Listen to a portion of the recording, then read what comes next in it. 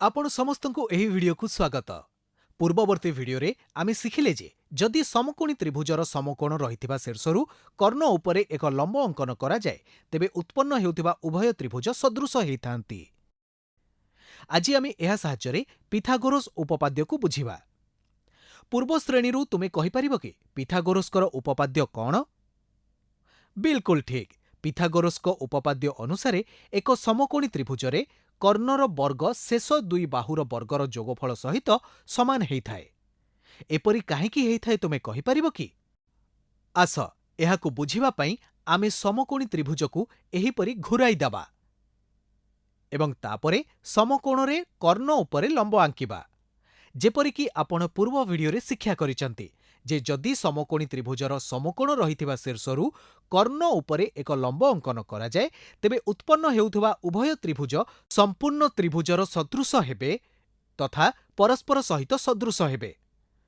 ସମୀକରଣ 1ରୁ ଆମେ ଜାଣିଛେ ଯେ ତ୍ରିଭୁଜ ABC ଏବଂ ତ୍ରିଭୁଜ BDC ପରସ୍ପର ସହ ସଦୃଶ।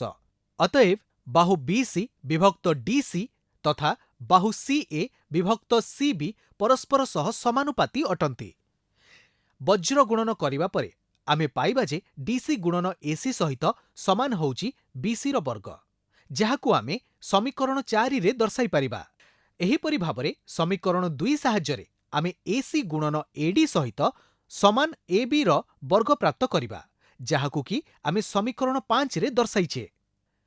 ଏବେ ଯଦି ଆମେ ସମୀକରଣ 4 ଏବଂ 5କୁ ଯୋଡ଼ିବା ତେବେ ଆମକୁ DC ଗୁଣନ AC ଯୁକ୍ତ AC ଗୁଣନ AD ସମାନ BCର ବର୍ଗ ଯୁକ୍ତ ABର ବର୍ଗ ମିଳିବ। ତମେ ଦେଖୁଛ ଯେ ଆମେ ଏଠାରେ ଏକ ସାଧାରଣ ଗୁଣନୀୟକ AC ପ୍ରାପ୍ତ କରୁଛେ, ଯାହାକୁ କି ଆମେ ଏହିପରି ଲେଖିପାରିବା। ଏବେ ଯଦି ଆମେ ବାହୁ DC ଏବଂ ADକୁ ମିଶେଇବା ତେବେ ବାହୁ AC ମିଳିଯିବ। ଆଗକୁ ସମାଧାନ କରି ଆମେ ACର ବର୍ଗ ସମାନ BCର ବର୍ଗ ଯୁକ୍ତ ABର ବର୍ଗ ପ୍ରାପ୍ତ କରିବା, ଯେଉଁଠାରେ AC ତ୍ରିଭୁଜ ABCର କର୍ଣ୍ଣ ଅର୍ଥାତ୍ ହାଇପୋଟେନିୟସ୍ ତଥା AB ଏବଂ BCର ଶେଷ ଦୁଇ ବାହୁ ହେଇଥାଏ। ଏହିପରି ଭାବରେ ଆମେ କହିପାରିବା ଯେ ଏକ ସମକୋଣୀ ତ୍ରିଭୁଜରେ କର୍ଣ୍ଣର ବର୍ଗ ଶେଷ ଦୁଇ ବାହୁର ବର୍ଗର ଯୋଗ ସହିତ ସମାନ ହେଇଥାଏ, ଯାହାକି ପିଥାଗୋରସ୍ଙ୍କ ଉପପାଦ୍ୟର ସତ୍ୟତା ପ୍ରମାଣିତ କରେ।